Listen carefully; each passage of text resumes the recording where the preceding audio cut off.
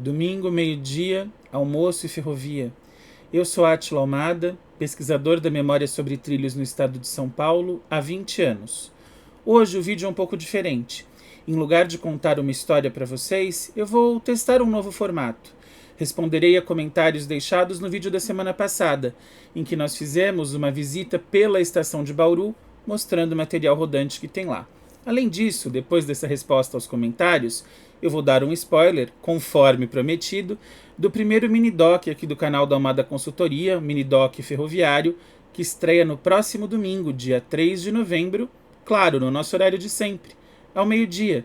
Ficou interessado? Quer saber quais são os comentários? Quer saber quais serão as minhas respostas? Quer tentar adivinhar o assunto do mini-doc? Então fica ligado no spoiler e não se esqueça, já deixa aqui o seu comentário, a sua curtida, inscreva-se no canal e ative as notificações se não é inscrito para não perder nenhum conteúdo. Bora lá?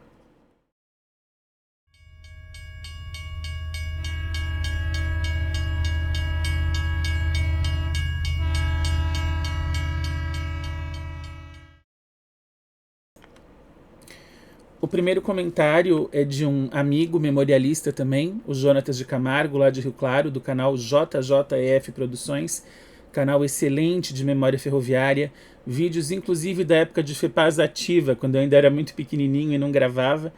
Ele disse que o vídeo foi excelente, obrigado Jonatas, deixo um abraço, ao qual eu retribuo, e comento o seguinte: quanto à estação, espero que um dia resolvam esses embrólios jurídicos e façam as reformas estruturais, tanto para evitar a perda do prédio quanto desse material.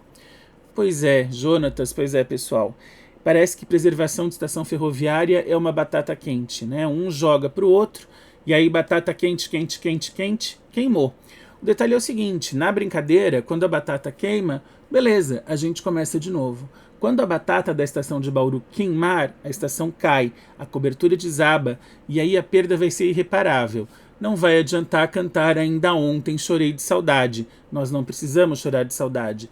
Nós podemos resolver isso desde que a Prefeitura de Bauru tenha vontade política, junto ao Corpo de Bombeiros, junto a arquitetos, trace um plano abrangente de reforma de restauro da estação, que seria para a cidade um centro cultural maravilhoso.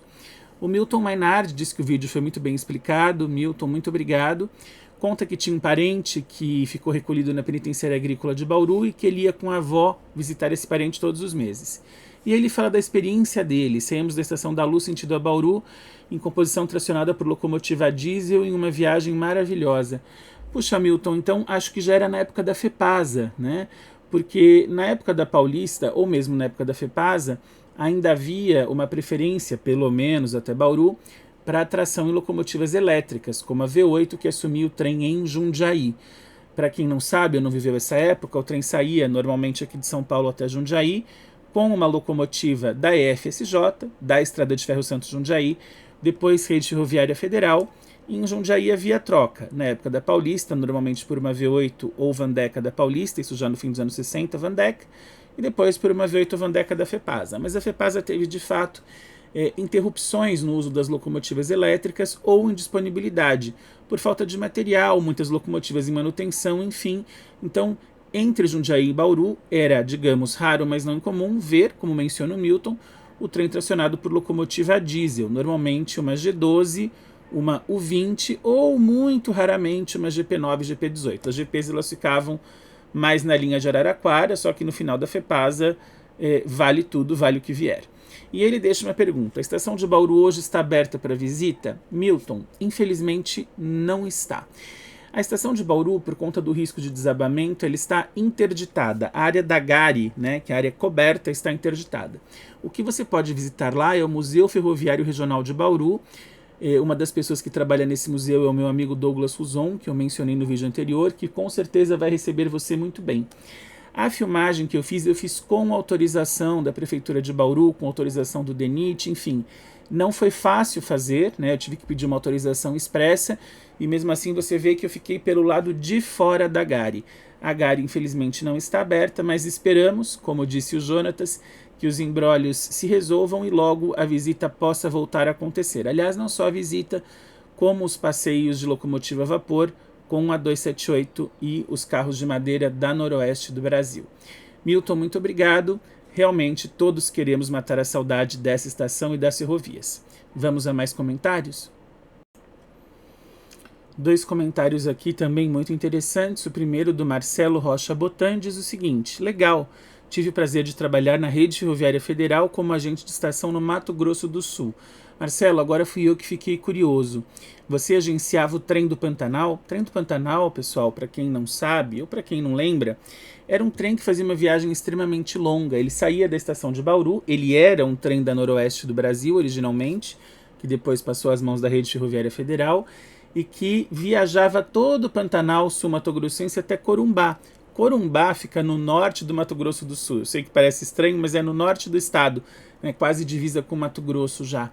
Então, o trem fazia essa viagem que durava mais de um dia, né, mais de 24 horas, e você anoitecia, amanhecia no Pantanal, era uma viagem lindíssima.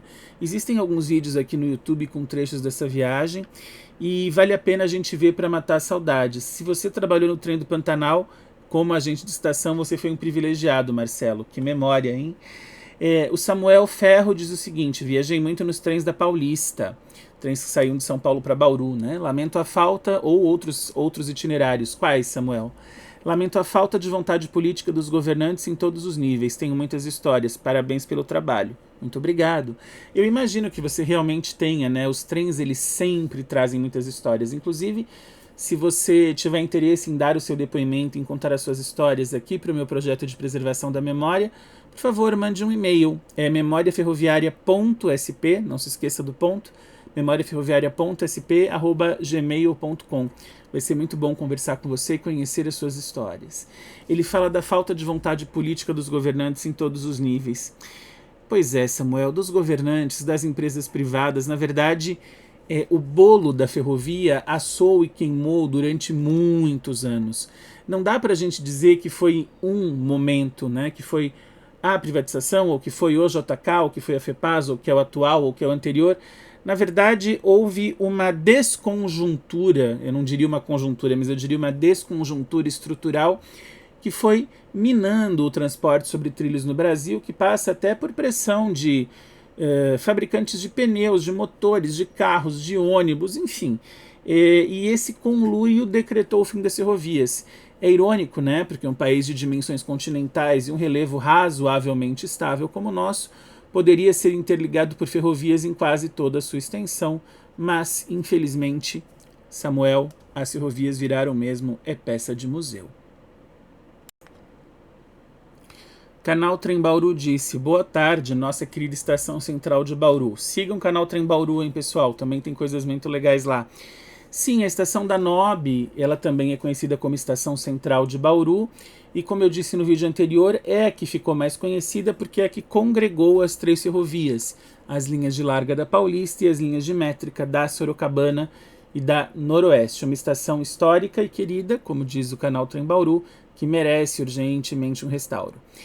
Aqui eu trouxe um comentário do Memórias do Interior Paulista para falar do trabalho desse canal. Ele deixou o like número 29, disse que o vídeo foi top, agradeço.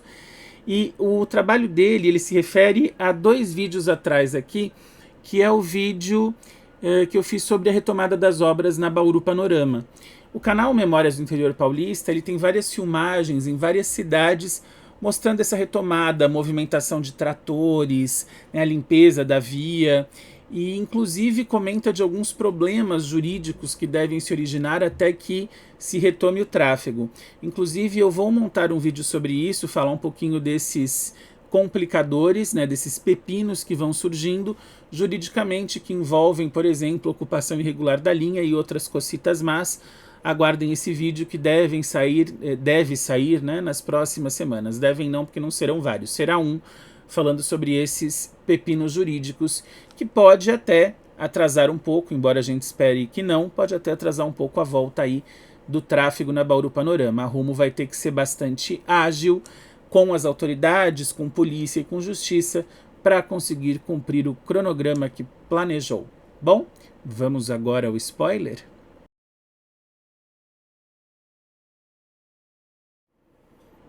O spoiler é o seguinte, pessoal.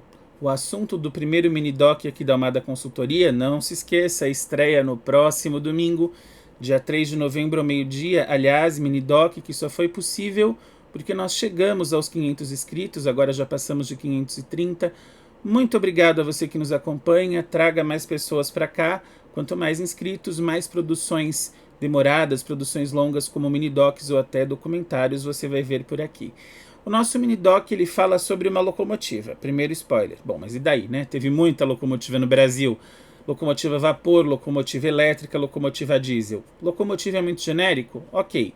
Uma locomotiva elétrica. Locomotiva elétrica que rodou no Brasil. Pô, mas no Brasil inteiro também é sacanagem. Tá bom, tá bom. Uma locomotiva elétrica que rodou no Brasil dentro da malha paulista. Bom, paro por aqui. Ela pode ser inclusive operada ou pode ter sido operada por empresas com origem aqui em São Paulo ou não. E era uma locomotiva fabricada fora do Brasil.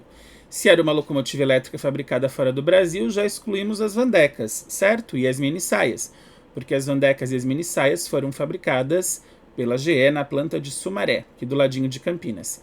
As estrangeiras, para ficar mais fácil para você, eu vou dar 4 nacionalidades. Nós temos locomotivas fabricadas nos Estados Unidos, elétricas, na Inglaterra, na França e na Alemanha. E aí? De onde vem a locomotiva do nosso mini-doc? Ficou curioso? É só se conectar com a gente no próximo domingo, ao meio-dia, e descobrir. Muito obrigado por ter ficado aqui hoje. Espero que tenha gostado dos comentários que eu fiz. E claro, inscreva-se no canal, ative as notificações e a gente se vê no próximo domingo. Valeu!